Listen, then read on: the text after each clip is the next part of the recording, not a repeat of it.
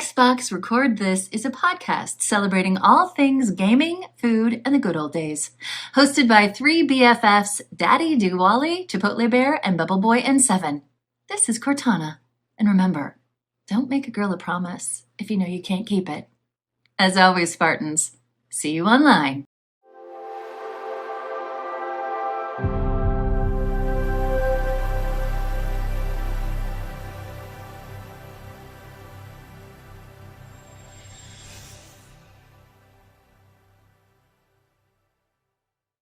Oh, hello. DaddyDWALLY here, and welcome to Xbox Record This, episode 60. We're doing a duos only. What's the game mode? It's Warzone duos. We're doing reboot duos right now. Joining me, as always, is the assistant to the co-host, my wingman, Padre Chipotlebear. How are you, my friend? I am doing real great, bud. For those that don't know, I know DWALLY knows, I'm actually headed out tomorrow for about a week. I'm going to be going to NOLA, to New Orleans, for the ISTE conference. Dude, the land of Popeyes, man. You're going to the Mecca. I doubt we're going to end up at Popeyes, but if I see one, I may stop just for the photo op, take some stickers for XRT. No, I'm excited, man. We're going for the ISTE conference. For those that are not in education, it's the Technology for in Education conference. It's a big deal. So excited, man, going with my boss and some of my other coworkers and some teachers. And I'm also actually taking my wife, which is wonderful. Just nice to travel with her, just the two of us, and have some fun when we're not at the conference and stuff. So all in all, man, I'm doing great. I will say my heart has been pumping pretty fast right now in real time. The Avalanche game 4 is going on right now, and it's been no a tense one, man. No spoilers, but it's been tense. And so it's going on right here. So if you see me freak out or scream, I'll update you. But otherwise, I'm great, man. How are you doing?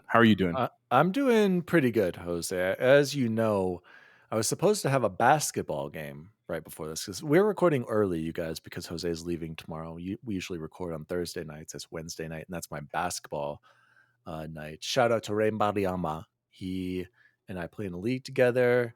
We were excited to play. We show up. A few minutes before game time, nobody's there. 5 minutes after start time, still no one's there. No call, no show. So we had a nice little practice session, though. And I beat Ray 3 times, 3-0, 3 games to 0. So take that, Mariyama. And another reason why we're going to record early is I, too, will be leaving. I will be gone next week. We booked a last minute, literally just a day or two ago, trip. Allie broke. She just is like, I got to get out of here. I want to go on a summer trip. We're going back to Pennsylvania, boys, and hopefully. All right. What's the not awesome food place that you like? With the crazy McSnack wraps. What's the place Sheets. called? You're right. I'm going to Sheets. I'm going to bring back reviews. You're right. I need to be pumped about Sheets. Also, shout out to Lock, Stock, and Barrel, the local sandwich place there. I'm excited. We leave next Tuesday. We're going to go Tuesday to Tuesdays. So we're going to record some episodes here early in preparation because we don't miss a week, you guys. So that's how we do it. That's what's going on with us in the show. Bubble Boy is planning on returning. He couldn't be here this week. He has the in-laws in town. So hopefully we'll all reconvene. Hopefully, if not the next one, but the one after, we'll go back to the tripod days. So it's also Cora's birthday this Saturday. So I'm sure they're gearing up for his little one. If you saw that little snip with her and my daughter, it's Cora's birthday this Saturday. So happy birthday, Cora, straight up from XRT. Cora. Shout out to Cora. Happy 7th birthday, 6th, 7th, 4. I think it's 6. I believe it's 6. Yeah, okay, 6th birthday. Sorry, happy birthday. Doing math in my head. I'm not good at math in the summer. Sorry, Chance.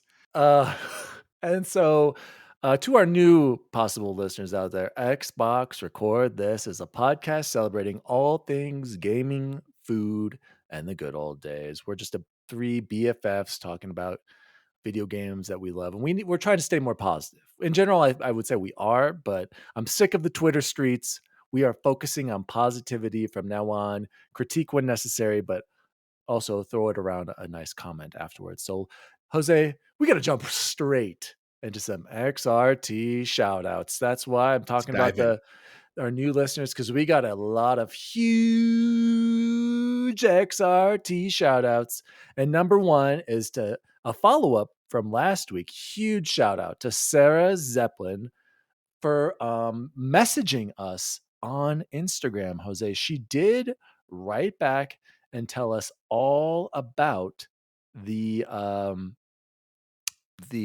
fan fest. And Oh, the so Games Fest. Yeah. yeah, so here it is. This is in real time, you guys. Shout out, Sarah. I'm gonna play your messages that I got from you on Instagram. So here it is, Jose. Make sure, tell me if I'm getting some good audio here. So that convention was actually my very first convention I ever went to in my entire life, and it was amazing. The game I'm most excited about is Diablo. Shout out to Diablo. I'm All also right. really excited for Starfield. Of course. And at the convention, they actually had a booth where you could try out the games before they're released. And you also got to make a controller, which I did. Nice. I did, and I'm so proud of it. I made it Beast Boy and Raven colors because That's sick. From Titans. I'm just a See, I huge don't know what nerd, that is. so ignore that statement. But anyways, you were able to make your own controllers, and it was amazing. And I got a Halo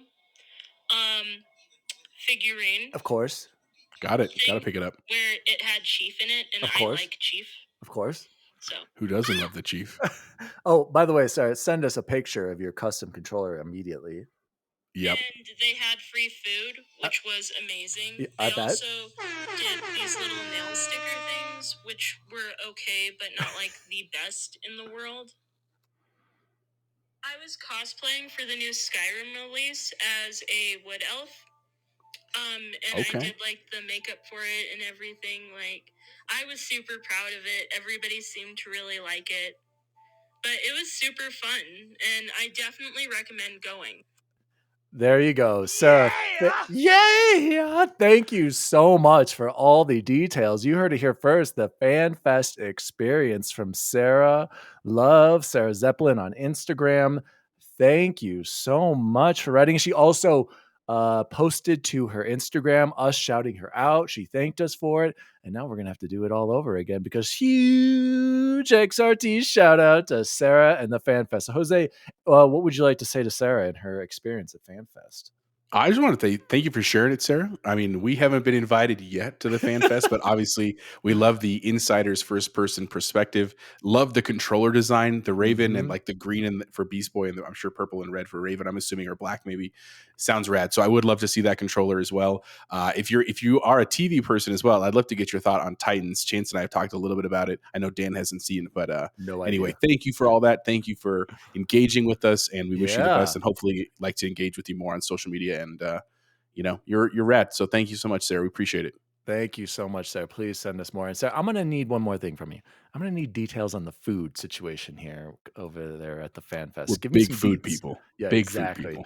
Give us the deets on the food, Sarah. Appreciate it. Shout out to Sarah again on Instagram. Also, huge XRT shout out to New Gen, aka Sales All Shop on Twitter for following the show. I hope you're not a bot, but thank you for the follow. Sounds like either a way. straight bot. But we'll take it. We'll take the follow on Twitter. But this is, Jose, we got another real Twitter follower here. Shout out to Matthew Kennedy for the following me on Twitter. And also, he added me on Xbox. And Matthew, correct me if I'm wrong.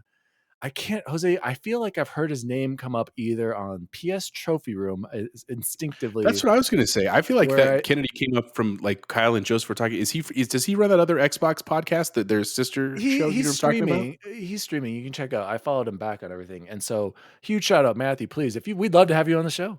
Write in. Come on. Talk Absolutely, to us. Tell us about one thing though, Matthew, I did notice. Pick him up. Only 5,000 gamer score.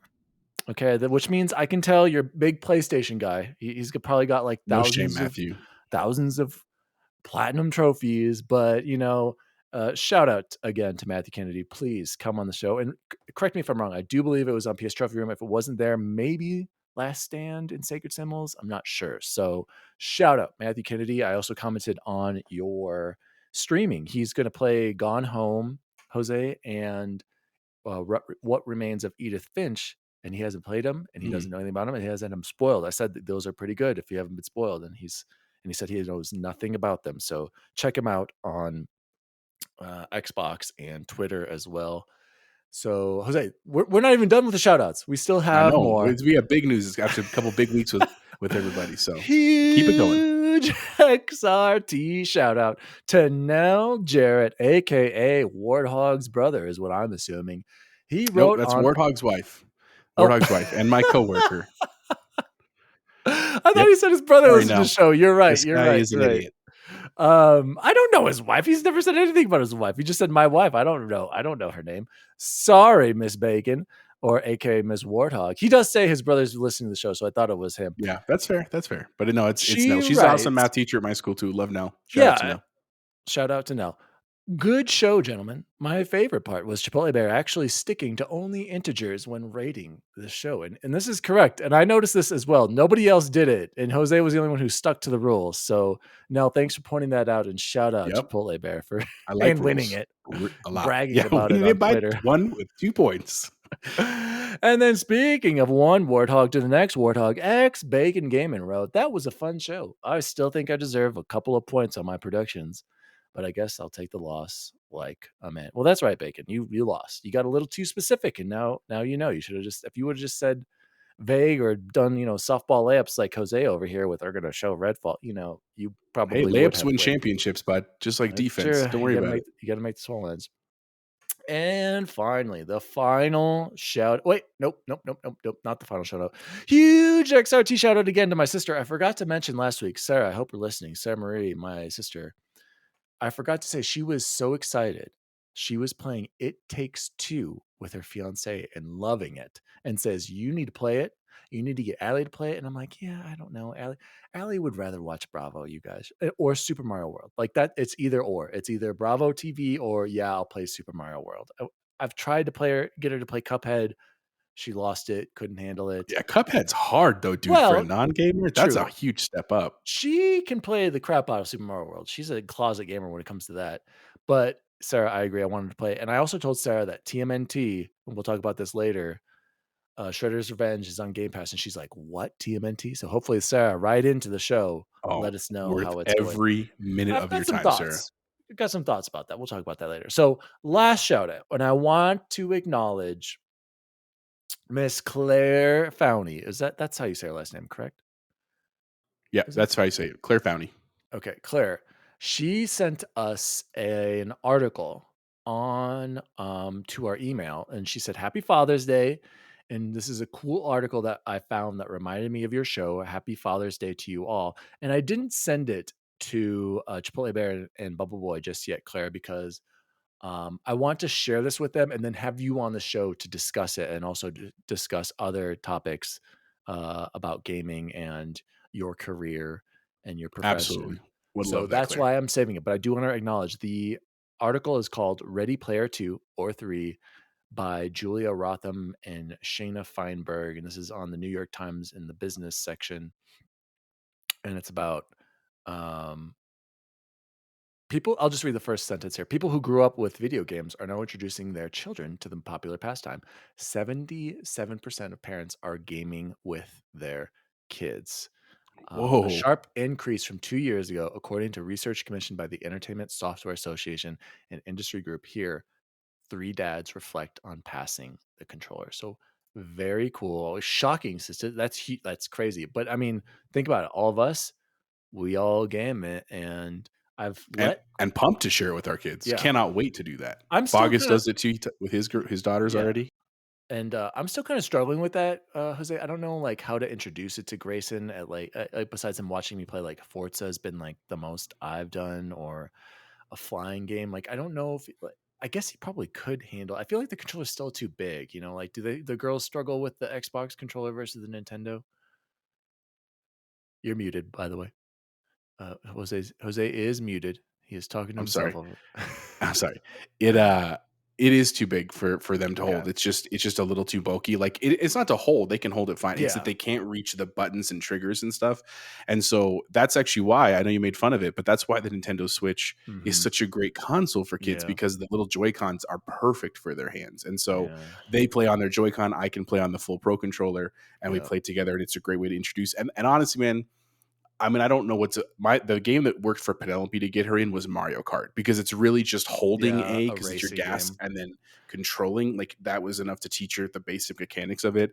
Because we tried one of the newer Marios on Switch 2 with her, and it was okay. She liked it a lot. It was just harder. Like, I think now that she's 7.5, like I want to go back and explore some of those, because that's about the time I got my Super Nintendo as a kid, that I started getting some of that dexterity in my fingers and stuff. Um, so yeah, man. Anyway, I know we're getting off topic here, but yeah, shout out to Claire. Thank you. Would love to hear that article. Love to see you Yeah. on here. And a quick shout out to Claire. She actually started her own podcast called Sparkling Nonsense. It's actually with another one of my former students, one of her best friends, Michael Nice. Berquist, who's also a teacher, where they discuss things like pop culture and stuff like that. So if you're into that kind of stuff, shout out to Sparkling Nonsense. It's a great show, and wish I'll the have to best give for it a Claire and listen. Michael. Shout out to Claire. Yeah. Yeah, I remember her saying she was going to start that up. So send us the deeds. Get on here, Claire. Hopefully your show is going well. So Jose, that has been XRT shoutouts. I love it, and very exciting Jam-packed. stuff here. So let's move up into the warm-up / opener. Jose, I just want to know, what have you been playing? If you've been playing at all, are you still doing Cyberpunk? Talk to me, Jose. Let's just talk a little bit about what we've been gaming. So my gaming foray has not been super extensive right now, but a couple things. So we'll start with Halo. Still Battle Pass. I think I'm level 57 right now, which I'm still loving every minute of it. We get to play some of like kind of nerd bash on Fridays with everybody. It's been super fun. Big team battle. Did you get your event done? Yep, I got all the way through level. Guess what, Jose? I had to get to level 20 before Entrenched went away. I forgot to go back and finish my week and finish that one game to get my final last little coding. Totally forgot about it. Like, even like, oh, don't worry, you'll get it, tomorrow. Totally forgot. But sorry to interrupt. Yeah. No, I stayed up late on Sunday night actually to grind through that. But I had a great, and I say grind, it was a lot of fun doing that even by myself. So got through that event. I also have been still playing a decent amount of Cyberpunk. Like, I really enjoy it, but I have to sit down like 2 to 3 hours at a time to really get back into the story. And just, again, because it's an RPG and it's big, CD Projekt Red, that's the way they do it. Like, it's just a lot of mechanics to kind of master and handle and stuff. And I'm constantly like getting new gear, so I got to switch that out, and you got to sell stuff because you only have so much inventory. Anyway, still enjoying it quite a bit. I can't tell totally, but have you started yet? Did you start Cyberpunk yet or no? No, I'm scared. That's probably going to be my next game. Realistically, I need to start it, and I want to play it on my OLED because I've got more news about I gotta show it to you. Anyway, It's a more good summer game. So I would say you should definitely play it during the summer. It's though on the pause screen, there's these 3 icons with the percentage, and I'm assuming that's like the percentage complete of the game. One of them I'm at like 80%. So I'm close to finishing this one. I'm about 20% on the others. But anyway, still enjoying that. And then the one thing that I had a blast, minus a pretty significant hiccup, which I'm sure we're going to talk about, is Shredder's Revenge. So I played it first by myself and had a blast. I mean, it is so nostalgic, like Turtles in Time. Everything about it is just money in terms of, it's got tight controls, it's fun to play, it's nostalgic, it's the same game but in a newer system. Love that. And then I got to play with Bacon for about 6 or 7 levels, just him and I, and also had a blast. Like, it was pretty seamless to get him and I just together and like in the game and having fun. And then a couple nights later, it was just one of those, like, where I don't know what had happened, but something happened where it's like, let's get on. All right. And we had 5 of us. Right. So it was me and Dan, and it was Miggy, and Goose was on there. And Pony. And Was it Nico. Pony? No, Nico was the 5th one. That's right. I'm sorry. Shout out to Nico. And Snelling should have been there, but for some reason, Snelling, with him. But it worked really great for a while. It did. And then all of a sudden, this weird thing happened with Goose where like it was like working, but then he was there, but he wasn't really there, and they couldn't hear him. So he like had to do a dashboard quit out kind of thing. And then it worked for a little bit. And then it started happening to all of us. And eventually it got to this weird part where just like it wasn't working, the online stuff. And so that was definitely a bummer, a letdown. Yeah, random dropouts. Yeah. So for no reason. And then some people staying, and then some people being like, Yeah. I'm just sitting here. I all of a sudden was in the mission by myself. Yeah, keep going, Jose. Finish your thoughts on Turtles, because I have some thoughts too. And I just have to imagine that like the technical challenge of getting this done is hard. Like getting 6 people to like, because it's not like Halo with Is the it first though? person. This is a I smaller don't know. game. I don't know. I honestly don't know. But anyway, I still love it. I still want to finish it. I still want to play with other people. But that was a little bit of a damper, because if it had been spotless with that, man, it would have been a banger. Like certified from start to finish. I have no complaints. This is a 10 out of 10 game. That definitely knocked it down a couple of pegs, because that's the big part that they're pushing. And maybe it was just early server stuff. The Or only just other connections complaint, between us and Goose or something. Maybe Goose yeah, was like, maybe, and maybe it was our ping time. Who knows? Our moderate nats. We all know that happens. The other part, though, I will say, and I still haven't clarified this. Maybe you know the answer. Where is Casey Jones? Because I thought he was a playable character, he is. and you guys all made fun of me. But on that screen, he's not there. So what happened? He is. You unlock him when you beat the game. And the only reason I think I read that, and I think Bacon said that. So you have to beat the game first. So you haven't beaten it, Jose? I thought you beat it.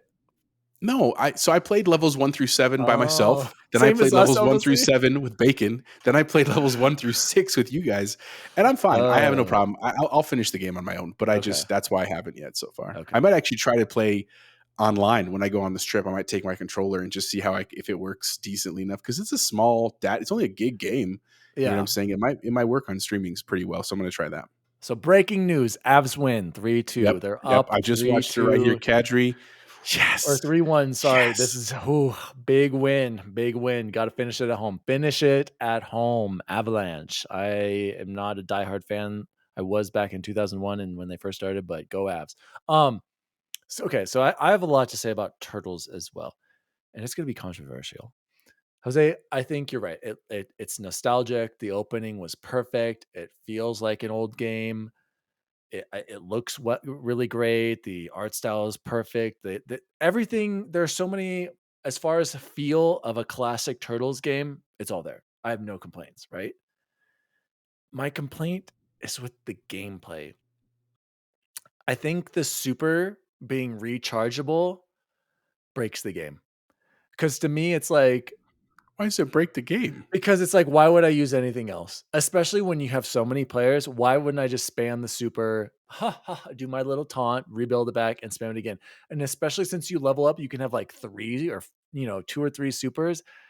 To me, it's like I literally got to the point, Jose, where we're playing after I figured it out. Like that's all I would do. Do my super, rebuild it, do my super, rebuild it, do my super, especially during the bosses. I don't feel like there's as a smooth gameplay loop as there is in the other ones, and because of the supers, because you can recharge it. In the other game, it was balanced because you used it took away your health. You're going to use your super, you can use as much as you want up until when your health is low, and then you'll only have 1 bar.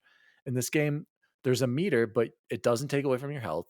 You do the taunt twice and you're all the way full, and then you've got like 3, you can have, well, I guess 1, 2, 3. You see what I'm saying? Like to me, like the gameplay got a little stale. I also think that a factor in that was because there were so many of us, like we could just spam whatever. And there are points in there when you have too many people where you don't even know where you are on the screen. Like somebody's doing a super, you're doing a super, somebody else is doing a super. You don't even know if you're buying it was chaotic or for enemies. sure. It's definitely a little chaotic, and I can't imagine with 6. So I like it, but I think maybe I was expecting too much. And then the other thing is that it's not as good as Turtles in Time.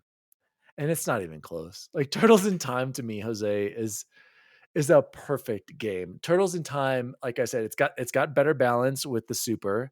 I feel like it's got better combat because you can mix it up. I feel like there's almost too many buttons for like, one is like slide, one is actually sprint, tap tap, one is attack, to throw is another combo. Whereas in the other one, it's basically just 2 buttons and you hold one or you don't. You hold to run, you hold to throw a guy. And I'm not as high on this, I think, as everybody else is. Like to me, it's like, this is nice. This is way better than that Turtles in Time remake, which was straight garbage. They literally, I just wish Konami would take the classic one and bring it, and thankfully they are. And I think I'm gonna like that collection of Turtle games better than this. And don't get me wrong, I think this do you remember the studio? Oh gosh, they also made the Streets of Rage, I think. Can you look that up really Yeah, quick? it's got the heart logo. Yeah, I think they did a phenomenal job. Don't get me wrong, but to me, it's like I want Turtles in Time. Turtles in Time for me is it's the standard for the brawlers. I don't think it gets anything better than that. Nothing will ever be better than that. Right now, I feel like I'm gonna wait for that. I don't think that I initially thought that when I heard about this game, Jose, that I would get 1,000 out of 1,000. I'm like, nah, I don't. It's not grabbing me. Am I crazy, Jose? Talk to me. What do you I think? think you're crazy. I am. And here's the thing. I'll be honest. It's not that I I don't think think you're you're dumb. crazy. Turtles in Time is way better. I'm sorry. It You're is right. You're right. I'm way not saying, better. but I didn't say Turtles in Time was bad. I'm saying I think you're expecting too much from this game for a couple of reasons. The first and foremost of which is it was free. It cost you Okay. nothing, I expect it to feel right? like Turtles in Time. If they're going to go for that, it should, and it does in parts. But then also, like, I think maybe they went a little too modern. Maybe that's my critique with like Yeah, maybe. unlimited I agree super, with the button the thing. Like buttons thing. Like, there's too much. Like, there's too much. I like that the super refills with hits. I think I would have preferred for it to not refill to max or to full with the taunt. Like you're right. I found myself, especially when there was 5 of us, doing just the like as you guys were fighting, I'd go do my taunt and fill up my meter, and then bam, bam, bam, bam, bam. You know what I'm saying? Where like we could have gotten in a rhythm of that and just burned through the games. I will say though, on the hard mode, the bosses were hard, like Yeah, legitimately we hard. were Took us. dying and we were losing our lives. Thankfully, you have the lives in addition to reviving. That's another thing. Like, maybe we need to be playing on arcade mode. Maybe that will change the whole dynamic of it. Where it's really just like you only have so many lives and it's game over. Yeah, maybe, and maybe that is it. But again, I look at this as the other reason really like this, and I was so excited for it is Victoria wants to play this with me, which is exciting because my wife is not a big gamer. My daughters want to play with me, which this could be a great gateway game for them to get into Oh, gaming completely agree. Great while family they game. have a ton of buttons, realistically, you only need X and jump, right? So if that's all my daughter can do is move around and X and jump, and she gets a couple of foot soldiers, and we beat the levels together, even if I'm doing most of the work, that's a huge win in my book. So I still think it's a great game. I hear everything you're saying. I don't disagree with you. I think Turtles in Time is basically one of my favorite games of all time as a gamer because it was so one nostalgic and two so great. It had that perfect amount of challenge and replayability and stuff. I don't disagree with you. I'm also looking forward to the Cowabunga collection. And actually, shout out to my mom. My mom bought it for me for Father's Day, so I'm going to get it here in January when it comes out. I'm super pumped, but thanks, Mom. I Shout still out, think it's a Annette. Shout great out. game. Yeah, so I'm not upset at all. I'm still really looking forward to continuing it. Have you beat the game yet? Did you finish it? No, I'm gonna wait for you guys. I'm not gonna play with that. We are Okay, yeah. playing on So hard, by the way. We are playing on the hardest difficulty, which against the foot soldiers, nah, it's not that hard. But once you get to the bosses, boss, those it's no joke. take a while. You need to Yeah. use your specials basically. So no, it's good. You're right. I'm just, dude, Turtles in Time just has such a special place in my heart. But luckily we're gonna get both. So that's one game that I've been playing, Jose. I also wanted to talk about um where is it? Forza. Jose, I've just randomly been playing Forza because one, it's my test to see how bad the banding is now, and I've tested it on other TVs in my house, and I noticed my Samsung upstairs has a little bit of dirty screen effect that I guess I was kind of oblivious to. Like, there's something going on with that one too that I just kind of ignored, but it's just not as bad. So anyway, I've been playing it, and then I've just been racing. I finally been doing racing, and I'm like, this game is just fun, Jose. I underestimate Forza. I forgot Yeah, it's how so much fun, dude. fantastic and fun the game is. I've just been doing some cleanup. I've been trying to get some random achievements, and it is just so much fun. The music, the racing, the cars. Shout out to Forza Horizon. I cannot wait to play the Hot Wheels expansion now. It sucked me back in. Like, I played it hardcore for like 2 weeks, and then Halo came out and then I just kind of dropped it. Coming back in the past couple weeks, so much fun. Shout out to Forza. It absolutely is one of the best games on Xbox, one of the best games out there. Deserved every Game of the Year award, and it would have been Game of the Year if Halo hadn't come out for us. So huge shout out to Forza Horizon 3. Everybody go. Speaking of another game that kids could play and families could play, Forza Horizon, especially like with Hot Wheels. I'm gonna have to show that to Grayson. Yeah, it's a great one. And then I didn't even write it on here, but I should talk about it. This is random, Jose. I don't know if you saw me playing this. Dead Rising 4. Yeah, I did I see you playing that. I believe this game came out in like 2016. I was a huge Dead Rising 3 fan because that launched on the Xbox One, and that was one of the launch games, I believe. And I'd never played a Dead Rising game, and that was the first one I played. loved it. I was like, how have I not played this before? Loved how you could just build random weapons. The health was easy, just slaying zombies. Loved Dead Rising 3. Dead Rising 4 comes out. I remember it got like kind of weak reviews, and I was like, maybe I'll get to it. Didn't get to it. Bought it in 2018. Okay. Started it then. Stopped after like not even halfway through. And then I went back and I finally beat it. I beat it actually uh just the other day, today maybe. And it's fine. You know, I just needed a palate cleanser from stressful Resident Evil 3, you know, and so no, I go to another zombie game, but where it's just like a joke, you know, you're just Yeah, completely you're just killing playing it. around basically. Yeah. And I have to say, on the XRT rating scale, ooh, this is tough, Jose. What's the price value that it's worth playing at? Uh, I don't even know if I can say it's worth your time. Like honestly, Oh, it was fine, but I just think there are so many other games that are better. And I actually think that Dead Rising 3 is better, and that was an Xbox One launch game. So uh that's one game I saw it on my backlog. I've been doing work on my backlog. I'm really happy about that. I finished it. Time to move on. And Jose, I'm contemplating, do I go to Cyberpunk or do I go to Resident Evil 8, Jose? And I'm just like, do I do another Resident Evil oh game right God! now? I would go Resident Evil 8, dude, over Cyberpunk. I I like know, Cyberpunk a lot. I just loved 8, and so did Chance, dude. I It know. it was so good from beginning to end. Like I it know, but do really, I want to really was. stress myself out again? You know, like Yes, yeah, that's the whole point of the games. we'll see. And I would I'll appreciate it. It's not too long, right? That's what she said. Like it's only like what 15, 20 hour That's what she game. said. Thank you. Yeah, I mean, it's. I think if you went straight through, like if you burned through it and you weren't looking for collectibles and stuff, you could probably pump it out in like 8 to 10 hours, honestly. Okay. If you, but it depending on the difficulty you play and if you're careful. Like some people, like when I play Resident Evil, even though I love the games, I'm a very cautious dude. I Oh, go I know very you're Jose, slow I and I wanted to back point up a out. lot. No, I wanted to Like point out, like I noticed on Resident Evil 3, I looked at our stats and you had like you killed so many more zombies than I did. And I was like, this guy just takes his time. He's killing I everything. do. I'm Whereas me, methodical, man. Jose, That's how I when I do it. play, I'm always just trying to run by him, like, and then thinking like I gotta save my ammo, gotta save my ammo. You know, I'm always trying to run by, and then Yeah. I got bit way more than everybody else because I'm always trying to run away from people, which I noticed as well. So yeah, go ahead. So with 8, I'm just saying. I think I bet it's maybe it's 12ish. If you were going like you would probably finish in yeah, probably close to 10 if I had to guess. But I really enjoyed it too. Like it is a beautiful game. It runs like butter on yeah, the Series X. Like it's a fun game. And Chance took it even a step I further than know. I did. I mean, he went into Mercenaries and he got S Oh rankings on all of the games. That is yeah, it's Chance is a impressive. baller at Resident Evil 8 for sure.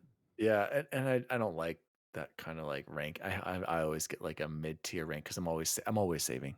I'm constantly saving. Like just let me save. Let me Oh, save. I I get love like it. F's because I'm always take my time, and they're like, "You Yeah, no, failed, son. I Just go noticed like back." if you say I noticed that on 3, it's like if you say more than 5 times, whatever, you can do whatever you want. They don't care. You got to save less than 5 to improve your rank, and then it's all based on time. And so to get those real high rankings, you just got to do it quick. And I'm like you, I take my time, and so I don't know, Jose. It's either going to be Cyberpunk and or Resident Evil 8. And I'm still playing Chartiomi. I still only did that first chapter, but I haven't played it since then. But I do want to finish that. But Forza Horizon, and also Jose, Sea of Thieves. I load that up. I'm gonna finish that Pirates DLC. I like that. Sea of Thieves is one of the best looking games out, hands down. Every time I'm looking around, I'm like, this is absolutely stunning, and I want to try to get into it, but we'll see. It's just the Well, wait till you gameplay. get to Cyberpunk, dude, because I will say that's of its, especially because it had all the criticism about it at the beginning Yeah, on but the this Series weren't X the with the looks. Yeah, patches. Dude, it looks gorgeous, and especially on HDR on an OLED TV, yeah, it is a stunning game. Like, and I mean everything from the like the cityscapes and the desert and like nighttime and daytime to like when yeah. you're up in front I of should do people's it. faces.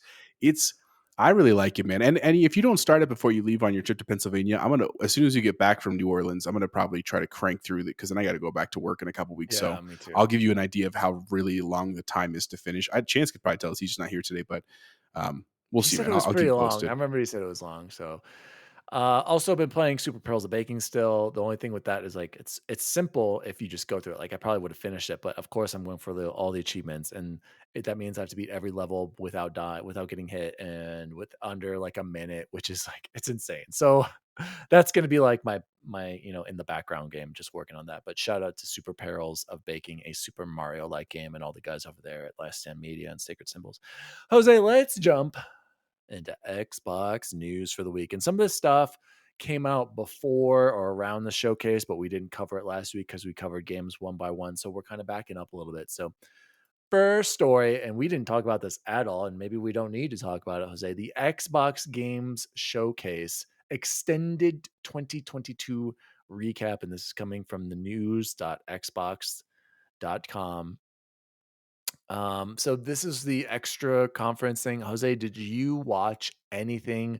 Was there anything here that stood out to you very quickly?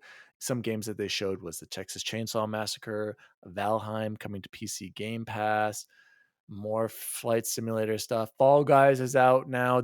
Okay, the Fall Guys trailer, which was sick, which was that Believe Halo 3 commercial. Did you Yeah. watch that?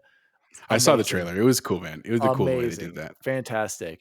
And then some more games coming to Game Pass. We'll talk about that later. But did you want to talk about anything from this, Jose? So I really didn't get to watch a lot. I wanted to, and I still plan to go back. I want to hear more about Redfall and Starfield, but they're like 25, 30-minute shows, and with my kids, they're just not captivated with anything that's shorter than or like longer than 2 minutes. So I just haven't had a chance.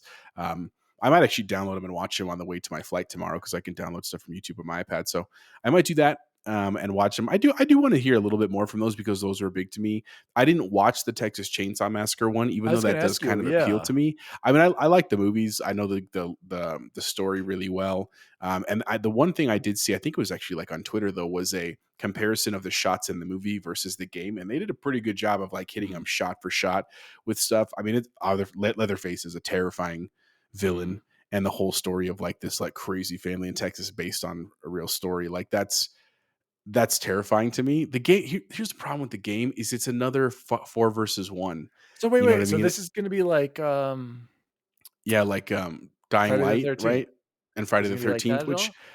I think it is. I think there's a Game multiplayer. I don't Pass? know if there's a first person. I don't like How a they're gonna do story it? mode.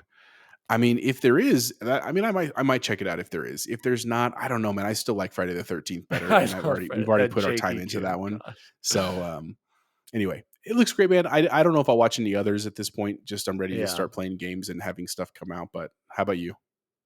Yeah, I didn't watch any of this, and I didn't. You're right. There were interviews with Bethesda, Mojang, Obsidian, Playground, and there's also just a few trailers. So I'm interested in this Texas Chainsaw. I should probably watch the trailer if it's like Friday the 13th. Jose, sign me up. But yeah, I have one more question for you, Jose. Do you think this extended showcase was necessary, or do you think they could have maybe?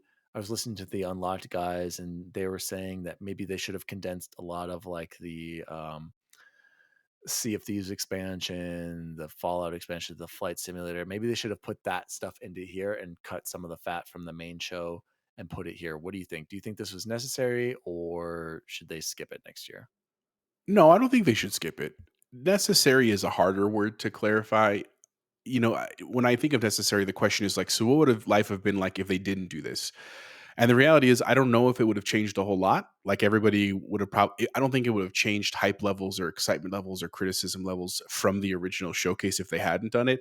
But there's two reasons why I do think it's important. One is for somebody that's really hyped or excited about one specific game, all you want is more of that game. And so you don't have to watch all the showcases. If Fall Guy is your jam, watch the Fall Guy one. If you're really if you're jazzed about Texas Chainsaw, there's more for you, right? If they had one on the Callisto Protocol, like more of them, they had some of them, I would watch those because I'm really into that, right? Or the Dead Space remake. Like, so it gives you a little bit more of that flavor that you want. The other reason though, and I think this is the bigger reason, it actually kind of leads into our next story, is I think it's important to highlight the people that make the games, not just the talent like this, the voices and the actors and stuff, but the people who are literally coding and designing and drawing the games.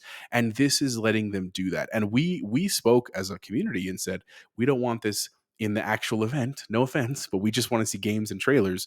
But if we don't do it there, then it really kind of puts a damper on some of their work. And so I like the fact that they get to talk about it on a stage, on a venue, right? They have an audience for that. So I think it is necessary and appropriate to do. I do hope they continue it. I think what I kind of hope will happen is that these companies are going to have to find someone that's kind of like not their PR person, but someone who is captivating and energetic and excited about the game and knows the game too from the developer side too. But we've definitely all seen those interviews, and I don't even know if we had them at this time, but I've seen them before where you have someone who's like clearly not They did have someone outgoing. hosting. And But I I'm don't saying think, like you have like yeah. the developer who's just like, well, this is what we did. And like, did you like it? Yes. It's You know, hard like to be a good speaker, especially if you have no experience. yeah, speaking or in if you're public. introverted, and that's not that that's bad. We need introverted people in the world, but Yeah, introverted like people me. don't make the most captivating speakers publicly on a stage, and so it's finding that balance a little bit. That I think with time, and if they do it over and over, that's going to be a natural progress that Yeah, we'll see. but does that have to be at like this E3, not E3 thing? Like, can that be random drops on YouTube and Twitter? From the official Xbox account. Want to learn more? It's like where I Yeah, agree, but if they're there spotlight anyway, them, it but makes sense doesn't to need to be at this capture it all at conference. one time. Yeah, I don't know. Just a thought. So let's move on. That was the Showcase Extended Edition. Jose, I did want to point this out. The Stalker to Dev Diary. Did you watch this?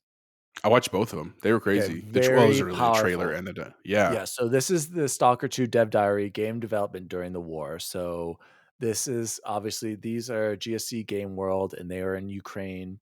War, and this is the description on the YouTube page. It says war changes everything: desires, expectations, the pace of life and mindset, and even what's waking you up in the morning. Splits the life into before and after. It makes you get used to a new reality without true safety, even at home. Some Ukrainians are forced to leave their homeland. Jose, tell the viewers what this video was about and your reactions to it. Very powerful stuff. I think anybody who plays on any console or any device should watch this video and be like, wow, we are so lucky to have uh, our position in life because we have zero problems compared to what's going on in Ukraine. And I can't imagine building a game and having to leave your country because it's being invaded or enlisting right away. So talk to me, Jose. Yeah, so real quick, if you want to see it, it's only a 3-minute video on YouTube. Like I said, look up Stalker 2 Dev Diary. Worth Worth 3 it. Go minutes, watch hands it. down. But basically what it is just kind of shows like, hey, so we were in the middle of this game. We were actually kind of close to the end of it. And all of a sudden this war broke out and we basically had to abandon our office, and they show the office and it looks like what you would expect kind of a video game to office, like a lot of chairs and computers. And I'm sure it was like a really fun, lively place to work and a lot of laughter and stuff. And then it's just empty and like stark, which is just, that's heart wrenching a little bit right there by itself. But then they talk about how most of the people in the office actually had to leave the country for obvious reasons because they don't want to be there. They want to be safe and stuff. And so, but even in doing so, they were still continuing to develop the game as best they could remotely and communicating with each other and just you I don't know if you didn't really work in a job that got moved at home during the pandemic, or if you were already working at home and you don't have that experience, like there is just something about being in a physical space with people, right? It builds camaraderie, it builds laughter, it builds relationships, and not that you can't get that at home, you can for sure, but it's just different. And so they were talking about how that's been a real challenge finishing the game. But then the even more part of that, the other part of this video shows that there were a ton of people who actually stayed in Ukraine. Like they couldn't leave the country. And they were literally just like, like there were stories of like a dude who's like, I basically work in my laundry room all day because it's also like a bomb shelter. It's like the safest room in my house. And you can literally see him sitting next to like a washer and this like wash basin behind him.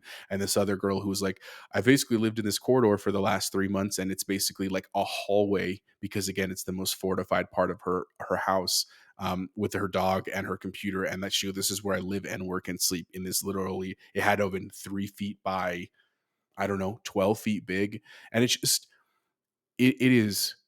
Dan put it very well that we are very fortunate. Like here we are talking about whether we should We're have whining about the Xbox Ninja Turtles Showcase. having special buttons Yeah. and the Avalanche winning. Like there are so much bigger problems that so many people are going through worldwide right now, and it's good to remind ourselves of one, how good we have it, and two, to be empathetic towards others and support good causes, right? And Yeah. and And they also it's showed, Jose, just people who left developing the game to go join the warfare and yeah, enlist they and defend their volunteers, like literally. they were like, Yeah. I can't help a lot because I'm literally gearing up, and they show them in like full fatigues and stuff. Like it's crazy, man. Shout out to definitely the entire team that's making Stalker 2.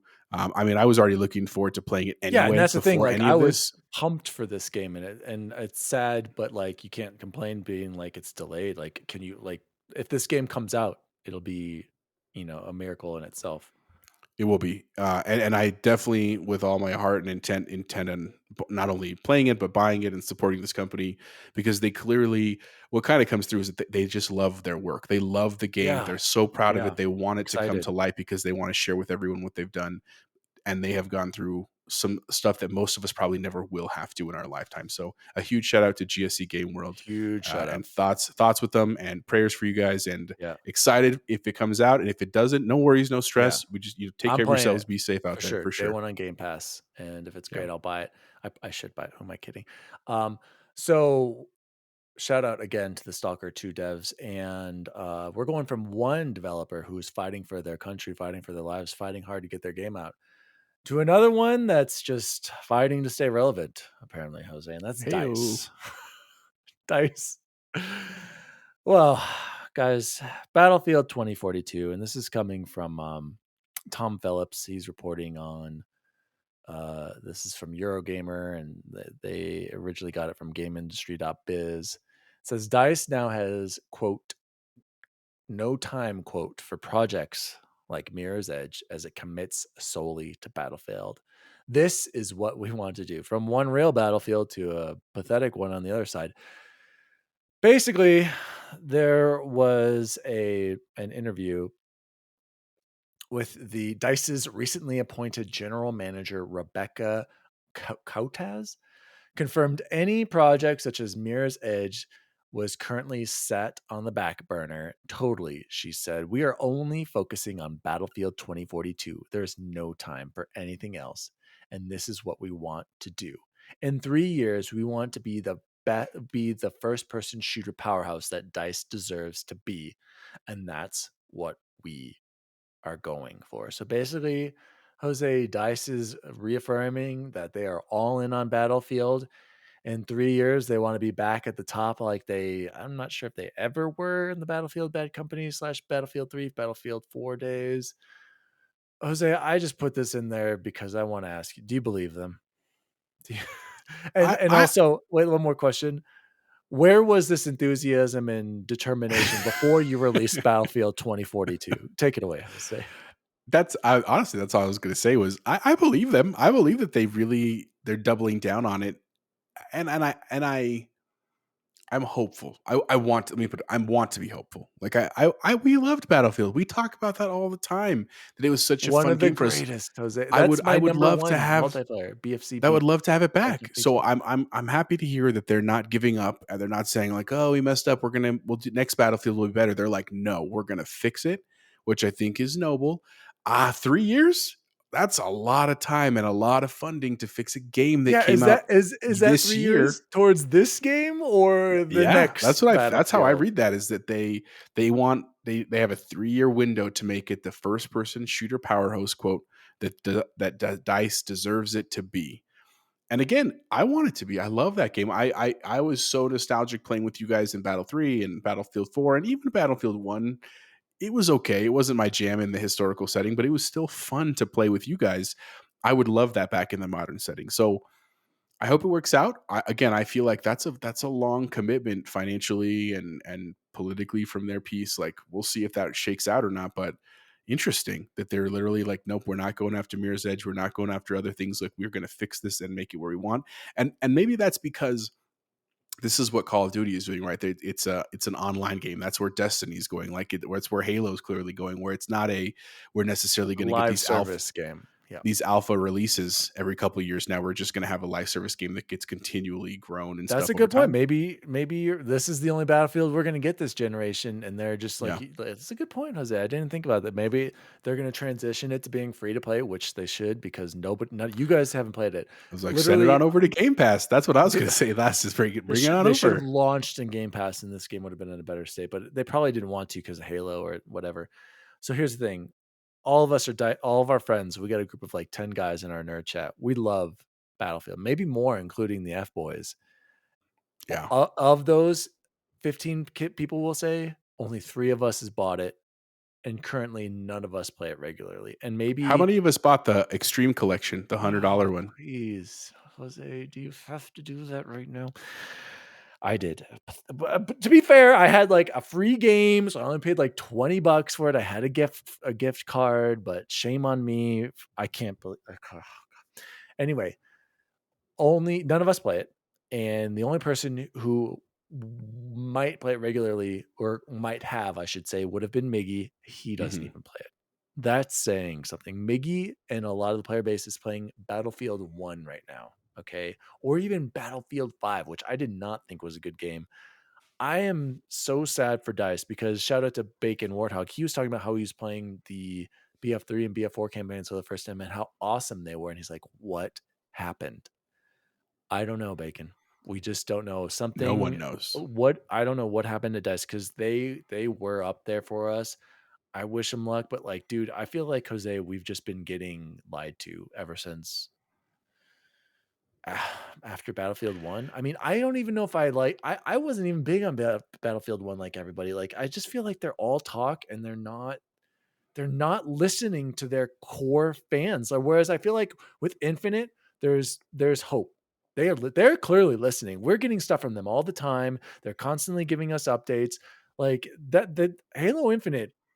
And not only do they listen and they're trying to change, the game is phenomenal as it is. Like, it has a phenomenal core gameplay experience. I can't even say that about Battlefield. Like, I did play it after the most recent patch, and it plays a lot better, but am I like, I don't. Jose, talk to me. You were gonna say something just now. Like, should we have faith in DICE anymore? I guess is what I'm asking. Or are the good old days of Battlefield 3, Battlefield Bad Company 2, Battlefield 4, are they gone? No, I don't think they're gone. I mean, I think we need to wait. And I know we don't like to wait, right? We're impatient people. We like being, like you said, promised something and then seeing follow through on that promise. But maybe that's just not what they could deliver. And again, I think this is still the smart move, even if it's not going to be a live service game, even if they're going to work on some other Battlefield iteration in addition to this. I think the hallmark of having game companies say, like, we made a mistake, or we messed up, or we're going to fix this. I actually think that's a good precedent to set, right? Like, it's what we saw with Halo, and 343 in terms of, like, even that when we saw the original trailer and stuff like that. You know, I think we have to be patient and wait. I think it's a bummer because we were so hyped for this to come out, and we got the beta, and it was just kind of a mess, and like cool at times, but it was super glitchy, and it just wasn't the same thing. And I honestly think, this is just my opinion, I have really no way to back this up, is that they tried to bite off more than they could chew. They were trying to build these 128 player maps. They were in this crazy 4K, like, it was just too much. If they had just released 64, even 32 player games, that would have been fine. We'd have had like more than enough fun doing that. If it hit, if the loadout system was great, if there were no graphics issues, if the lobby system was great for multiplayer, like, that's really all we need. And then if they want to expand it into certain maps that are 64, or certain modes that are 64, or there's one mode that's 128, I think they could have done that. I think that they just got excited trying to say, like, oh, we can do this too. And maybe because of COVID, maybe because of some other reason I just don't know about, it just didn't pan out. So again, all this is to say, I think this is the right move. I'm bummed that we have to wait longer, but I hope that this maybe means it comes to Game Pass. Like I said, that would be, if it came to Game Pass, I would totally jump on with you guys. I'm not interested in spending my money on this right now. But I'd totally get back on the Battlefield with you guys. If that happened. So I guess that's all I'm gonna say. Leave it there. Is let's see what happens. Let's see if they continue patching it and making it better. And at some point, who knows? Maybe Miggy will get on the chat and be like, guys, you got to get on. It's so good. And at that point, we're I in, wish. and maybe I that's wish. what it took. Let's just remember this though, Jose. The game came out in October. That was 8 months ago now. They've had one update, and that's it. The season 1 just started like earlier this month. Yeah, Let's that's remember this. pretty This insane. is June 2022. Let's be a little bit more, critical of Battlefield and a little less critical of Halo, where they've actually been delivering things, communicating, giving Mhm. us updates, and they have a great game at its base. So last thing, Jose, we were going to say something real quick. No, that's it. I agree Okay. with you, man. Let's see what All right. happens. I agree that Halo is amazing, and we should just keep playing that. But who Battlefield, knows? yeah, Maybe it's gotten a Dice lot looks, of airtime. looks Guys, we love Battlefield. Dice, please. I hope you mean what you're saying right now, but I'm not gonna lie. I feel like I'm gonna get it diced again. There's a reason why we say that on this show. that's Let's where the move to the saying next comes one, from. Jose. I just want to mention this quickly. I did watch the Eurogamer /Digital Foundry performance review on the Resident Evil 2 remake and Resident Evil 3 remake with the patches for the next gen updates. And I just want to give some advice on this because, first of all, guys, if you haven't played this, guys and girls, if you haven't played Resident Evil 2 or 3 remake, go play them immediately. If you have to pick one, Resident Evil 2 remake all the way. They are fantastic games. And if you have a next gen console, this is the performance you can expect. So on PS5 and Xbox Series X, there's the standard mode, Jose, and I didn't know this. If you just do nothing, it's 4K 60. That's what it's targeting, and they're both good about that. Okay.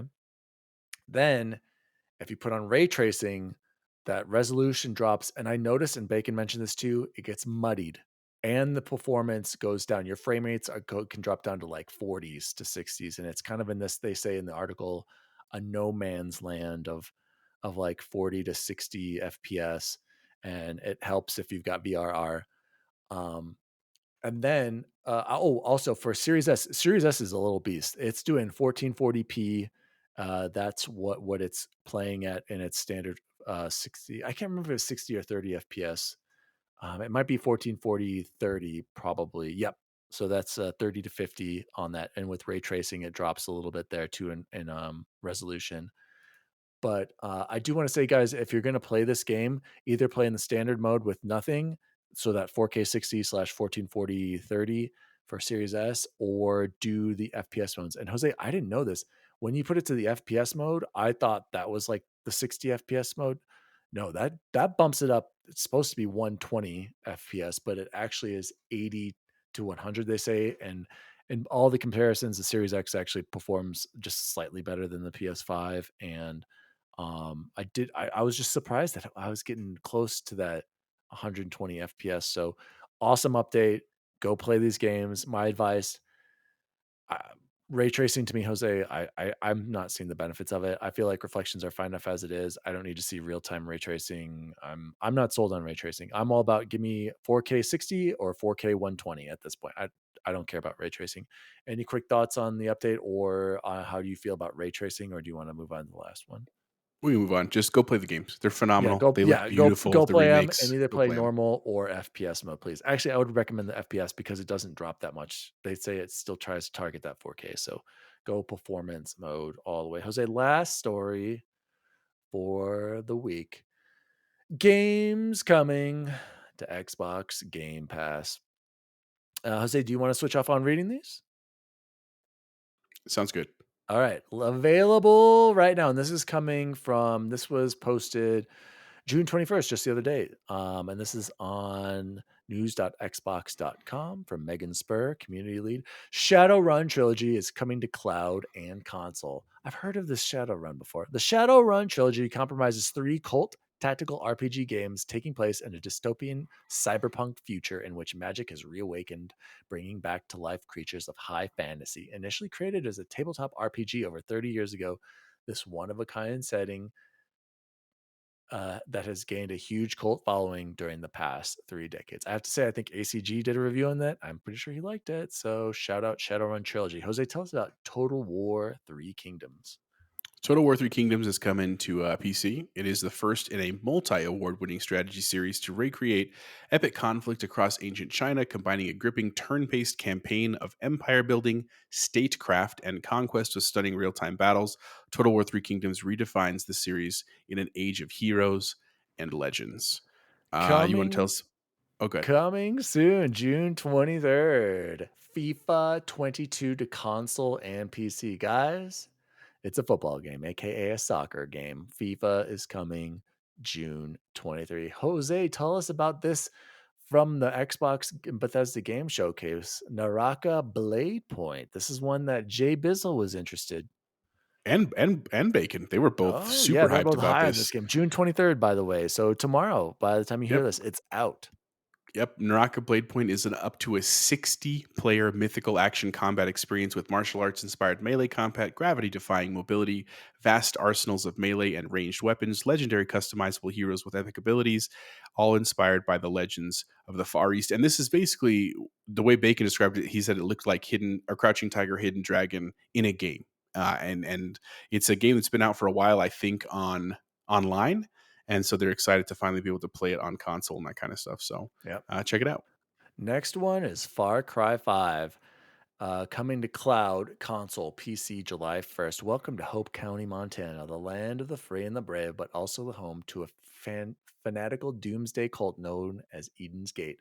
Stand up to the cult leader Joseph Seed and his siblings, the Heralds, and to spark the fires of resistance and liberate the besieged community. Guys, this is worth your time and love. This is a great Far Cry game. If you're going to play any of the Far Cries that came out recently, go play Far Cry 5. Available now. In case you missed it, Jose, TMNT Shredder's Revenge is already out. Omori, Cloud Console and PC. Not going to read that. Also, Touch added 10 more games. Broken Age, Bug Snacks, Chinatown Detective Agency, Kraken Academy, Life is Strange, True Colors, Ninja Gaiden, is that a Sigma? Ninja Gaiden Sigma 2. Sigma 2, Ninja Gaiden 3, Razor's Edge, The Dungeon of Nihilm, and the Last Kids on Earth. Those are available on Touch streaming and leaving. Listen up. Leaving Game Pass June 30th. FIFA 20, who cares? 22 is going to be in there. Jurassic World Evolution, kind of who cares? The second one is in there. The Last Stop, Cloud Console PC, and MotoGP 20. Jose, did you play Far Cry 5 quickly? I actually didn't, but I wanted to. Ooh. So I'll probably go pick that up when it comes That's- out. yeah, After that's- maybe after Cyberpunk. Yeah, I don't know about that because it's a big open world, but I feel like it's actually kind of manageable. It seems bigger than it is. Jose, it seems bigger. That's what she said. And so I think, but it's fun. Like the thing that I liked about Far Cry 5 is the side stuff, at least in that game. They're cool little side adventures that are worth your time, where you're getting stronger, and there's cool little climbing mechanics. So it's definitely. I heard it was great. I do want to check it out for sure. And the story is pretty cool too, actually. Yeah, Jose, worth your time. I don't know if you're going to want to play it right after a huge Cyberpunk, but definitely worth it. So that is games coming to Xbox. That has been the Xbox news. Jose, let's do the good old days and kind of close out our show with what have you been watching, Jose? We haven't talked about this in a while. And I got a lot. Here we go. We're going to finish with Jurassic World because I know you want to talk about that. Yeah, we're going to finish with that. Please let us do it. And that's basically all I need to talk about. But Jose, I did notice you were on the Blu-ray player on your Xbox. I noticed this. I'll tell you about that. I'll tell you about that. The Blu-ray player? What is going on? I wasn't even watching a Blu-ray. That's a spoiler right there. Oh, no. So TV shows. I finally finished Winning Time on HBO after Dan's recommendation. Phenomenal show. John C. Reilly is a BA. I don't know the name of the actor who played Magic Johnson, but he was also fantastic. Mm-hmm. Worth your time. Check out Winning Time. What did you think of is Adam Brody as Pat Riley? Love him. Adrian Brody, I loved him. Adrian Brody, great. Dude, I really like him. I watched that show and it was really great. My wife and I are watching Physical on Apple TV. It's a story with I can't remember her name, but it's basically about like jazzercise, but it's a very on Apple TV. Who cares? Move on. I love Apple TV, sir. Watch that. I watched Prehistoric Planet with my daughters ahead of going to Jurassic Park. That was also on Apple TV. They really liked that. Whoa. Okay, now keep going. We'll talk about that later. Yeah. And then other than that, just trying to catch up on like movies and shows that I like TV a lot. And with the OLED, God, things look just absolutely freaking gorgeous.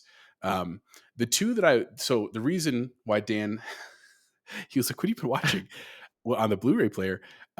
So we go to the library a lot, like as a family. It's just a thing we do because my Penelope can read now. Scarlett's learning to read, and they just love going. And I like going to the library. Like it's really cool for them to just go explore and go take what you want. And it's just it feels magical to me. That's just like, I want these, and they're like, okay, just take them as long as you bring them back, which is fine. So anyway, we were there the other day, and I had been meaning to see both Morbius and Carnage, the second Venom movie, even though I know they did not get great reviews, and I did not have high expectations, but they were both there in the rental, and I was like, pick them up. Like, I'm going to pick up both those right now. I saw Morbius last night. That was one of the things I was watching. It was Tell on me, DVD, not on Blu-ray. What is this movie about? So it's a Spider-Man character. Morbius is a Spider-Man character. He is a vampire, but he's traditionally a villain in the Spider-Verse. And so this Morbius is played by Jared Leto, who is a fantastic actor. And the story is basically that he is a child genius, a prodigy who is struck with this very specific blood disease that basically makes him very, very immobile. Like he walks on very significant crutches, and he basically is like a twig of a human being. He's very fragile.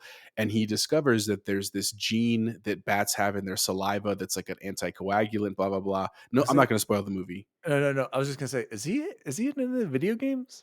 Is he that bat thing that randomly flies up to you and scares the cock out of you in Arkham Knight? You know what I'm talking about. No, that's in Batman. That's in Batman. Oh, this yeah, is in Spider-Man. Sorry, wrong hero.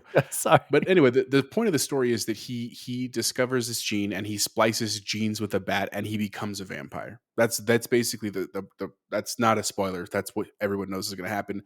The rest of the movie, though, was interesting because of the way they did the villain. Because remember, he's kind of a villain. Now, where it gets really interesting at the very end, there's an end credit scene. There's actually two of them that tie it very specifically. I heard about this, and you can spoil it because nobody's seeing that. It shows. No, I'm not. It shows. Yeah, it shows one of the other. This is a spoiler alert. If you don't want to know, spoiler alert. But who cares? You're not going to watch the movie anyway. It shows. The Vulture. Yeah, it shows, and it's the Michael Keaton Vulture. It's him from Amazing Spider-Man. People are like, what? And so they're clearly hinting that he'll come and join the Spider-Verse, because literally the line is even like, I was thinking a couple of us guys should maybe get together and work together. And it's like, you're clearly trying to build like a kind of a knockoff version of the Sinister Six, because he wasn't part of that originally. Morbius wasn't. Anyway, it was okay. It was a solid C-. I mean, like, entertaining movie. I'm really glad I didn't buy it. I'm really glad I didn't pay to go see it in the theater, but I'm glad I got to take it from the library for free. And then the other one was Carnage, and I only got like 10 minutes in because I watched it right after Morbius, and it was like I was like 1 a.m. at this point, and I have to get up early because Penelope's doing swimming. Is this so the Venom one? Yeah, it's the second Venom one. I still haven't seen any of those. Do I need to watch those? I think so. They're clearly going to lead to Venom. They already just wrote the script for Venom 3. Tom Hardy was like messing so they're going to cross some sort of universe crossover, because they did show him in the last Spider-Man movie. What was it? What was the last one? Not Homecoming. No Way Home. No Way Home. There we go. So I think it's worth seeing. I think that what's his face? Who's with Venom? Who plays Eddie Brock? Tom Hardy. Hardy does such a great job with it, because it's a little bit different than the show it's like goofy, and the cartoon. Right? It's definitely a lot of humor, Campy. but it's more like Venom is like a sidekick that hates him, and he hates Venom, and they have this like relationship where they're constantly fighting, and that carries over into this movie. So I haven't finished it yet. I'll let you know once I do. Other than that, man, I mean, just watching a lot of like, my wife watches a lot of like Naked and Afraid, so we watch that, and summertime is a great time to catch up on stuff that I've just been wanting to see. So I haven't watched Obi-Wan yet. I know you're going to talk about that. I started Miss Marvel with my kids. They really like Miss Marvel. So yeah, that's what I've been watching, man. How about you? We'll talk about Jurassic Park. We'll end with that, Jose. So starting with Obi-Wan, I wish you had seen some of it. I am not high on Obi-Wan. Color me shocked. Dude, no, it's just like the thing with these Disney shows, and you saw my tweet. I said, shout out to Joseph from PS Trophy Room. He wrote, like, he retweeted Tim Geddes, who had said, what were the top like Marvel top shows. 5 Disney movies, right? No, they were like all the Marvel TV shows, or not Marvel, the Disney TV shows, and he just ranked them all. And of course, Mando's number 1. And then I tweeted, after quote tweeted him, I said, The Mandalorian number 1, and I said, that's it, that's the list. none of the other shows have done anything. Boba Fett sucked. Some of the Marvel ones are fine. To me, Jose, they're really struggling. Like, you can tell that they stretch these things out. They're trying to get you to that subscription service, and these could be movies, and they would be better served as movies, with the exception of Mandalorian. You'll see an Obi-Wan, dude. There's going to be some parts where you're like, "Is he serious?" You're going to see one specific scene. Just remember a jacket. Is all I'm going to say, Jose. A Okay. jacket. And I was just like, I can't believe this is happening right now. Obi-Wan again would be a way better movie. I hear episode 5 is good. That's the one that just aired, and I think it ends this week, or it might have already ended with episode 6. I haven't watched that yet. The cool things about Obi-Wan is there are callbacks to Jedi Fallen Order, which is kind Oh, of cool to Fallen Order, see. like the game? Yes, the game. They Oh, tie it to the game, which is very cool. But there are some parts where I'm like, "Oh gosh, just move on." And then it's slow. And to me, Jose, there are some parts where um Ewan McGregor, he's a phenomenal actor, but I feel like he's like holding back, or they're holding him back, and he feels a little off. It feels off. There are scenes where you're just watching him walk and he's not saying anything. And it's very bizarre because Ewan is a great actor and he needs to be portraying Ben Obi-Wan Kenobi. And when he's not, you'll see, man, there are gonna be stretches, Jose, where you can be like, why are they showing this? Like, what is going on? Like, do something. And then what's his face is in it, the comedian actor who is also in he's just got to get in everything. Kumail Nanjiani, of course he's got to be in it.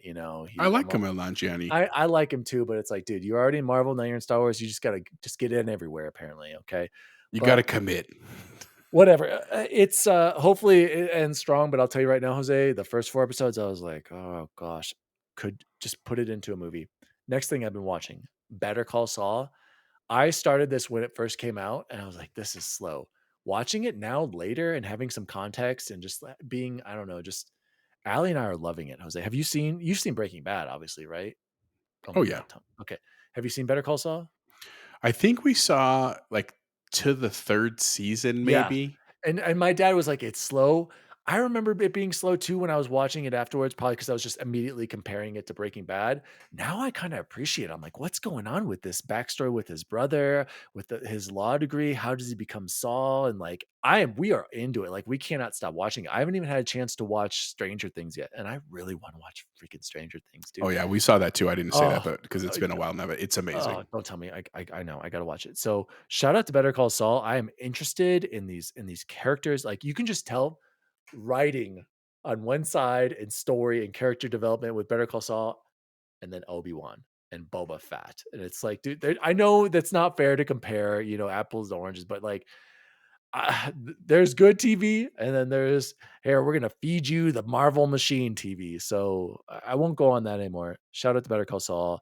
We're already almost through season 3, Jose, and I watched 1 and 2 and then stopped. I was like, this is too slow, but there are cool parts where I remembered things. We've already caught up. We're probably gonna catch up to where now I'm gonna have to wait with this final season. I hear this final season is crazy. People have been God going forbid you crazy have to be about it. patient and wait for I know. You episodes. can't binge it. And then the last thing, went and saw Top Gun again. It was just as good as the first time I saw it. That movie it's so good for so many reasons. We don't need to talk about it, but acting, the characters, how it hints and pays respects to original and does it better, Jose. The music, the beach scene, the music in the beach scene, the music at the beginning, the whole opening. My gosh. If you love movies, go see Top Gun, you guys. It's gonna pass like what is it? What's the mark? It's already at like 900 million, so it's gonna hit 1 billion in the box office. Phenomenal It's very run. good, for the W- record. I fully w- agree with Dan. Usually I know he and I argue about stupid stuff, but Top Gun Yeah. was absolutely incredible. It was worth every minute and every Even penny. my cynical brother who hates anything that is a sequel or doesn't pay respect to the original, nothing ever tops the first, says it's a better movie and it's just a Yep. great film. Miso Pony, he'll never listen to this. He is so cynical when it comes to movies. Like, nothing will be Back to the Future 1 or Indiana Jones. Nothing as good as the good old days. This does it so well. So shout out to Top Gun. And then And me and Jose do not see eye to eye on this one, you guys. We Life went and saw finds a way. Jurassic World. I don't even know the title. I think it's Dominion. Who cares? Do not, please. How this movie already has 600 million in the box office. Don't go see Jurassic Park. Jose, Don't listen to him, folks. my It's God, fantastic. you guys. Here's the thing. Jurassic Park 1, masterpiece. Maybe one of the best movies ever made, realistically. Like pacing, story, characters, filming, practical effects. Nothing beats. Stop there, guys. You didn't have to do anything after that. Literally Disagree. every single Jurassic Park movie afterwards has been caca. Jurassic World, decent. Jose, I'm watching Jurassic World. I'm laughing at parts. I'm laughing at the writing. Why is Chris Pratt there? Does he say anything? Does he act? Chris Pratt, stick to freaking Star-Lord and Andy Dwyer, because I see no acting out of you, especially when you're trying to play this cowboy dinosaur. This is all he does, Jose. Whoa there. Whoa. That's what he does. That's how he The holds hand the thing, Raptors. he does that all the time. I don't. Jose, guys, here's one of the lines in the movie. The plane is crashing, and the captain says, "Everybody hold on to somebody."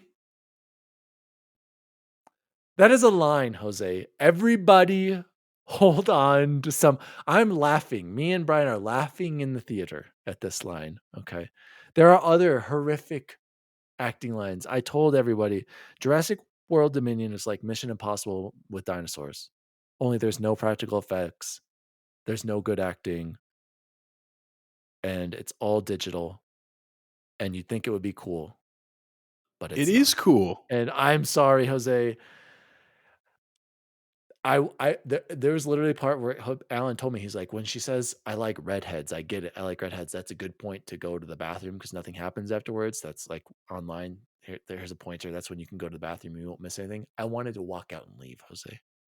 I haven't felt like this since Cabin Fever, which is another one that Jose, I believe, likes. No, Jose, I did not like Cabin Fever. Jurassic, I'm glad it's over. Wait, one positive. Anytime it showed the original cast, fantastic. Jeff Goldblum, bless his heart, he was doing his best. He was like, I'm trying to make something out of this movie because he knew it was caca, but he couldn't say no to that payday. The original cast, I wish the movie was just focused on them. I didn't need Chris Pratt and his fake wife, girlfriend with their fake child, daughter. Who cares? Stick with them. And then another line, bam, bam, bam. Oh, that felt good. Jose, you know, you were laughing at that point. Come on. I laughed at it, but a counterpoint, folks. Okay, talk to me about. So there are 6 Jurassic World Park Dominion. movies. There are And 6 Jurassic Park movies. One is, I agree. I still think one is the best one. Even seeing all these others, it's such a great movie, and it was so new at the time. And it was. If you go back, no, hang on, my turn.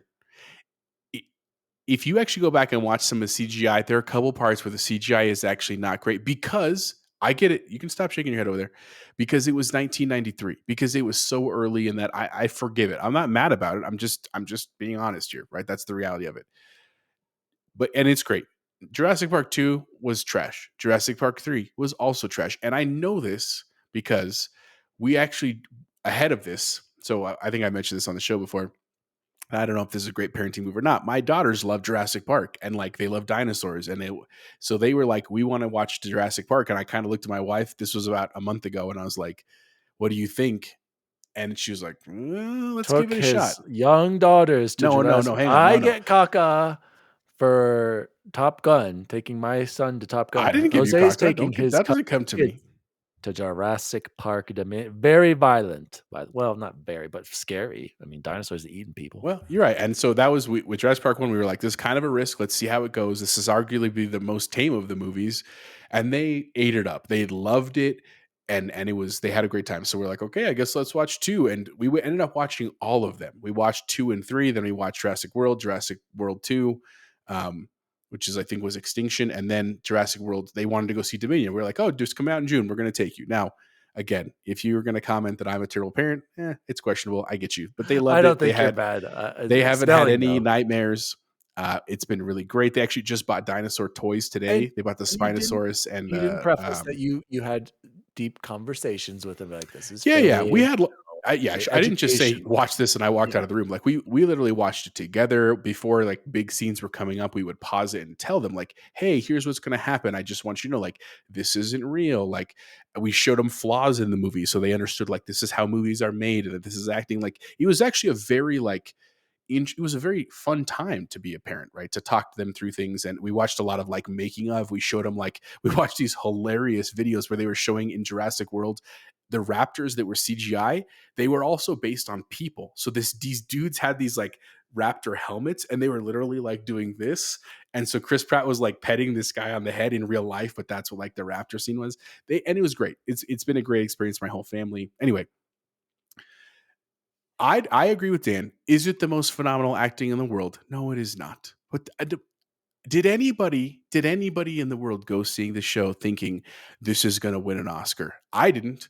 I don't think anyone else did. You go to a show like this because it's fun, because we're totally in the realm of science fiction where dinosaurs now live alongside mankind, right? Like we're not even Mission Impossible is at least kind of based in the real world. This is not, right? This is pure fan fiction, right? And that's why we loved it, because it's just fun to see these monsters brought to life, and they are monsters basically. And the whole point of this movie was to wrap up the whole Jurassic Park story. Now, realistically, is Universal going to stop making them? I highly doubt it, but we'll see. They supposedly said this is the last one. That's why they brought back Alan Grant and Ellie, and obviously Ian Malcolm, who is Jeff Goldblum. Like, it's to bring it all together. Now, the part I disagree with Dan is I think Chris Pratt, I don't think he's a great actor. I think he's a fun actor, right? I think his character Owen Grady is a fun character. Completely agree. And he has the humor and he has the charm and the build and stuff. You know, I really liked the story of this one. And I like that they tried to make it like, what would it really be like if dinosaurs were in the wild? Like they talk about like poaching. That was a big part of the story, and like selling dinosaurs on the black market. Yeah, now, I didn't mind there was one part where like literally you felt like you were in the cantina at Mos Eisley, where I was like, okay, this feels like a little like we're in a weird realm in an already weird story. They go into the underworld. Yeah, okay. Where they had like dinosaur fighting and stuff. I was like, that's a little extreme, I think. But again, it's not because they were like, this is going to be the most realistic thing. We're just having fun at this point, right? And they, but what I think was, hold on. Go ahead. My counterpoint would be,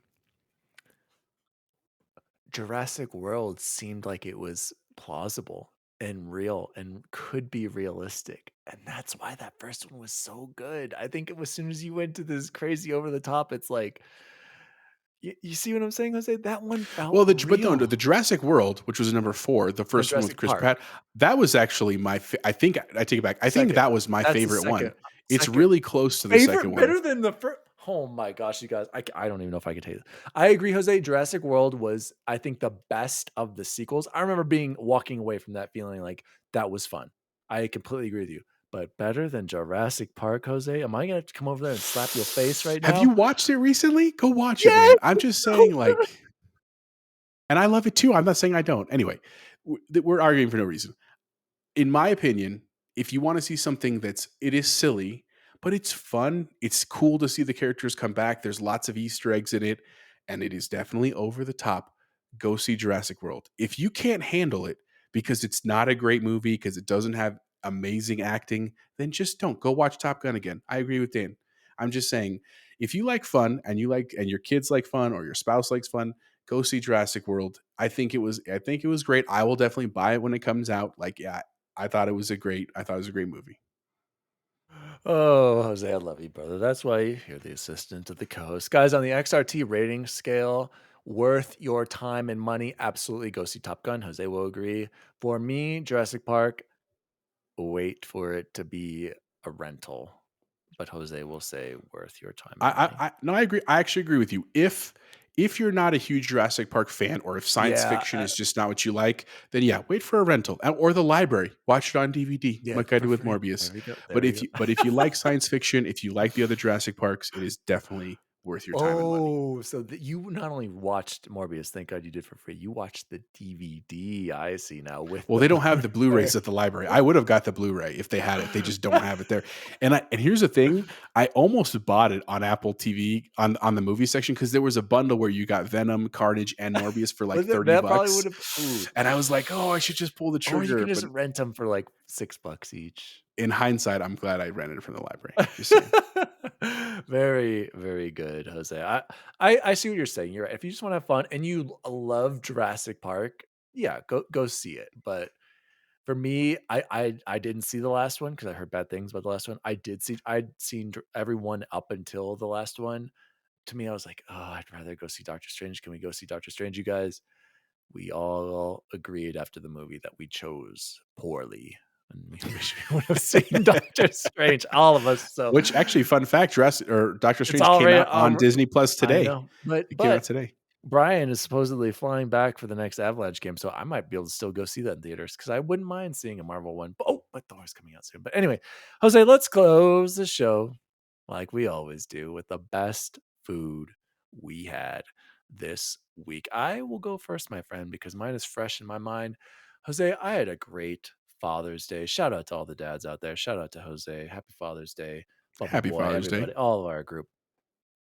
I had a phenomenal Father's Day. So we spent time. I can't remember if we went swimming. We did something. Oh, no. I got to sleep in. Allie took the kids up to a park in the mountains. Got to cut the grass, get some chores done. And then when the kids got up, I'm like, let's go get some pizza and ice cream, you guys. And where did we go, Jose?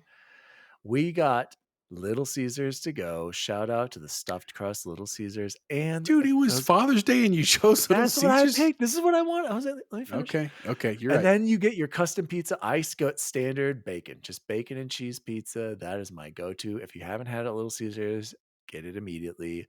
Then you get your crazy bread with your crazy sauce. It's so freaking good. Loved having it. Then we drove up to, is it Green Mountain Elementary, Jose? That's right off of by the Dairy Queen up there. Yeah. Yep, it's Green Mountain. And I think they changed the name. I don't think it's called Green Mountain Elementary. It's got like some weird name. But anyway, we went to that school. I did change. I looked it up. And the kids love that. It's a very nice playground, by the way. Great playground, actually. Amazing stuff. It's got one of those things you hold on to and you slide down, Jose, it goes, and you can like bounce back, Those are called zip lines. Yep. Yeah, zip line. Well, it's kind of like a zip line. And so Grayson's like, throw me fast out there. I'm like, are you sure, Grayson? You really need to hold on. You asked for it. Throw him. Of course, at the end, he lets go and he goes, he's, vertical. Fatality. Exactly. Fatality in the air, feet in the air, horizontal to the ground, parallel to the ground, and hits it. And I'm like, get back up, buddy. You're fine. You're fine. He gives you that look like, oh gosh, am I going to lose it? But he held strong. I'm so happy Grayson heals it. And best part, Allie was like busy with one of the girls, so she didn't see it because she would have lost her caca. If she's listening right now, which she Daniel, how could you do that? Oh my gosh. I'm like, Allie, you didn't see that, right? She's like, see what? And I was like, nothing. And then I told her, she's like, oh, I can't, just loses it. So loved being at the park, great time with the kids. And then we got ice cream as well, Jose. Went to the Dairy Queen, standard Heath, regular size Blizzard. It's so good, Jose. I'm gonna have to try. I've never had dude. The Heath. I'm a Butterfinger guy. Man, I like the Butterfinger. Well, then you'll like the Heath because the Butterfinger's got that crunchy, chewy. Like telling you, man, try the Heath. And then the best part is the kids get those. They get the scoops, right? They never finish it. So daddy's, getting that dad tax. That dad tax the rest all day. Of the vanilla with sprinkles. Oh, I'll eat that. So I had a great. It was just a great evening. And you're right, Jose. We could have gone somewhere crazy, but to me, they really, I could tell, wanted to go to the park and go get some ice cream. So that was the best part, was doing that with them. So that was the best meal I had this week. Jose, what about you? Very nice, very heartwarming. So mine actually was 2, and it was on Father's Day as well. It also happened to be my daughter Scarlett's 5th birthday was on Father's Day. Happy birthday! Shout out! Happy birthday to Scarlett. Renaissance. So anyway, So we took her to the Renaissance Festival in lieu of a party. Part of it is she's very, very young, and she does have friends kind of at school, but like a party really wasn't quite in that realm yet. And we usually do family parties, but we wanted to mix it up this year. And so we took her and my other daughter, and then both of our parents all to the Renaissance Festival. And so, she got a turkey leg. She loved it. She got like pretzels and stuff. She got to see fairies and unicorns and all that stuff. I dressed up as Waldo. So I was like walking around the festival like Waldo, and a lot of people were like, I found you. And I was like, yep. It was like really funny for the first 3 times. And then by like the 70th time, I was like, I just pointed to people like, good job. But a great time. You have your hand up, Dan. What do you want to say? Yeah, I just gotta say, shout out to Jose, you guys. Go check out his Instagram. His Waldo picture is phenomenal. Your expression, Jose, it was like perfect. Great picture. I loved it. It was during the joust. Amazing. Yeah, you knew everybody was like focused. I could tell. And he also got shouted out by the official Renaissance Fair people. I did. They gave me a shout out. Colorado Renaissance Festival. Thanks, and I just guys. had to add this too. Jose, I have never been to the Renaissance Festival. I will say, if you didn't like Jurassic Park, I may not recommend that you go to the Renaissance Festival. I love Fantasy World. So does my family. So that's where anyway, so we did that. The best thing I ate, though, because that is the question at hand, was that after that, we all came back to the house and we had pizza for dinner. And in the tradition of going with Dan's favorite, we got Domino's again. And I ordered a specialty pizza that was the Philly cheesesteak pizza. Holy caca. Oh, my God. It is incredible, dude. It's exactly what it sounds like. It is so delicious. If the next time you order one, I absolutely recommend it. I didn't know also this got existed. the buffalo chicken, and I love the buffalo chicken as well. But I think the Philly cheesesteak pizza was even better. So check it out. In addition to that, the next day on Monday, my wife was like, "Babe, I feel really bad that we didn't really celebrate Father's Day." I was like, "What are you talking about? Like, we had a great time. I had so much fun at the Renaissance Festival." She's like, "I know, but it wasn't like a real Father's Day for you." And I was like, "Okay, well, what do you want?" She was like, "Well, how about we take you to the one and only." So we actually went to Park Meadows, and I got Popeyes for lunch, which was absolutely incredible and delicious. Whoa. Is there Popeyes? Oh, in the mall, correct? In the mall. It's in the food court now. And the word is out. Because the first time we went, when it had first opened, there was like no line, and I was like stunned. I was like a little kid, like right on the counter. Now there is a very long line. And this was like on a Monday at like 10 a.m. This was not like on the weekends when it's crowded. So the word is out that there is a Popeyes at Park Meadows. Now I just need that one to open on Jewel and Wads, and I'll never have to go over there again. We'll see. Shout out to Popeyes. Please send us a sponsor. This has been Xbox Record This, episode 60. The duo strikes back. Great episode, Jose. My name is DaddyDWALLY. You can follow me at DaddyDWALLY on all social media. You can follow the show at Xbox Record This on all social media. You can write in to Xbox Record This at gmail.com or through our slide into our DMs like Sarah did. Please. Thank you so much. All the engagement and shout outs. Matthew Kennedy, I hope you're listening. I hope you write into the show. Jose, where can people find you? If you want to see that awesome Waldo pic, check it out at Chipotlebear on Instagram, all one word, all lowercase. Or you can chat me out on Twitter, Chipotle_bear. Always happy to chat with people. And if you want to talk about the Avs versus Lightning win today, Avs #1, baby. Let's go. Well, thank you so much for listening. And like Jose said, go check out that Where's Waldo picture. And as always, gentlemen, or really just Jose, see you online. See you online. See you online. My calculations are correct. When this baby hits 88 miles per hour, you're going to see some serious shit. Xbox Record This is a podcast created by Daniel Walenzik. You can follow him at DaddyDWALLY on all social media. The assistant to the co-host is Jose Martinez, and you can follow him at Chipotle_bear on Twitter. The assistant to the co-host is Chance Siegel, and you can follow him at BubbleBoyN7. You can follow the show at Xbox Record This on all social media. If you'd like to find out more about the show, visit xboxrecordthis.com.